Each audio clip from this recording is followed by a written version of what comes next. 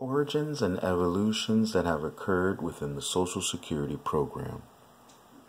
President Franklin Roosevelt introduced Social Security program, and originally participation started off as voluntary, and the participants would only have to pay 1% of the first $1,400 that they made annually. The income that was invested into the Social Security program was supposed to go into an independent trust fund. Conditions affected the productivity of the human network back in the early 20th century. In 1929, stock markets crashed, and the Great Depression placed thousands of elderly and poor people in despair. President Franklin D. Roosevelt was said to have seen promise in a plan that was presented by Dr. Francis Townsend. And this plan was later known as the Townsend Plan, and it is believed to have been the prototype that inspired the drafting of the Social Security Government's Benefits Plan of Action. Dr. Francis Townsend was born in Illinois in 1867, and he moved to Southern California as a young man.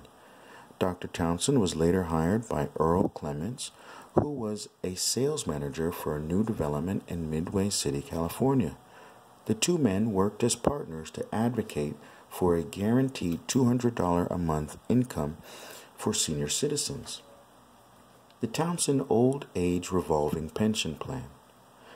This plan was dictated in 1933 and spread across the United States quickly, with Townsend and Clements working as partners in advocacy for a guaranteed senior citizen stipend. The plan would guarantee $200 a month income to every senior citizen, regardless of whether they worked in the past or not.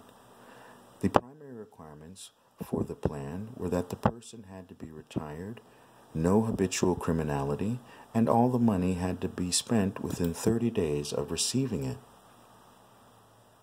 Now, President Franklin D. Roosevelt did not agree with Townsend and Clement about the amount of the payment and whether it should be based on past earnings. Changes to Social Security. Over the years, payroll tax was increased to cover dependents and surviving spouses of retirees, school-age dependents whose parents are deceased or retired, and the disabled. In 1965, the payroll tax was increased once again in order to incorporate medical coverage for elderly and Medicare. Uptake in states requiring assistance. Should a state that requires more benefits be used as an indicator to identify the needs and disadvantages within that state? Well, governments require indicators of disadvantage in order to allocate resources to the states that need it most. However, if the benefits that the employee receives during that period of unemployment are better than the compensation that the employee would have received, then this could potentially incentivize the employee to no longer look for work and just to collect benefits. Wage reform. Over the last 2 decades, there have been incremental changes that have occurred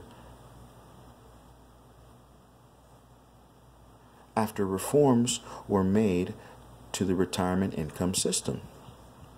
The first objective from those changes was in order to improve the coverage for the pension system. The second objective was to try and improve the adequacy of the retirement benefits in order to combat poverty. The third was the fiscal sustainability was looked at in order to ensure recipients will receive future benefits. In order to have wage reform completed, to ensure employees would receive it in the future, adjustments had to be made to the coverage adequacy, financial sustainability, affordability, economic efficiency, administrative efficiency, and the security of benefits in the event of unforeseen scenarios. Now, to optimize Social Security benefits, there are a few things to keep in mind and look at. The average age of retirement in America is around 61 years old. However, Social Security retired worker benefits are not available until employees are 62 years of age or older. An employee's monthly benefit amount can be permanently reduced if the employee begins utilizing it before the normal retirement age. Some people wait until they are 70 years old in order to file for Social Security benefits, in order to maximize the delayed retirement increment they receive. Research shows that there is no economic reason for delaying the start of benefits beyond the age of 70 years old.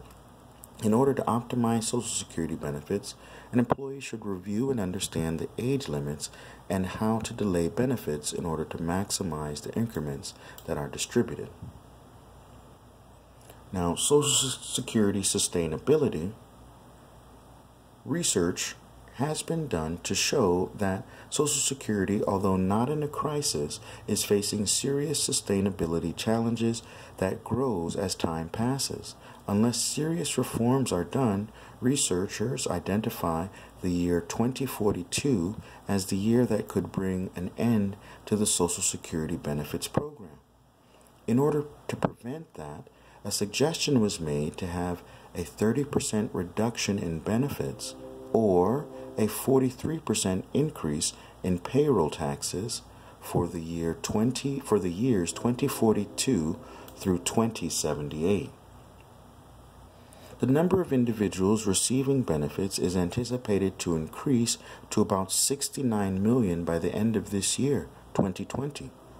The slowing labor force growth has implications on the Social Security system because if there are less workers to cover the program, it means it is less likely to be sustainable.